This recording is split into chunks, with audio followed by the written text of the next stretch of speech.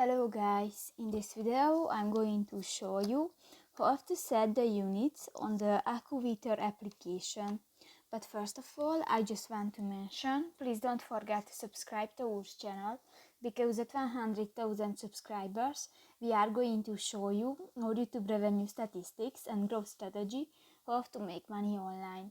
So let's jump into it. First of all, open the application on your device.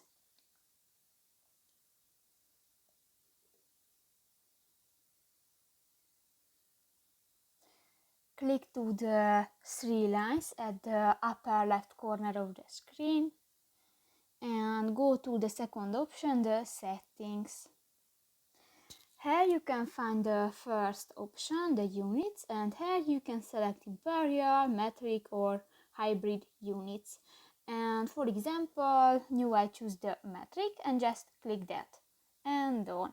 So that's pretty much it for this video guys. See you in the next one. Bye bye.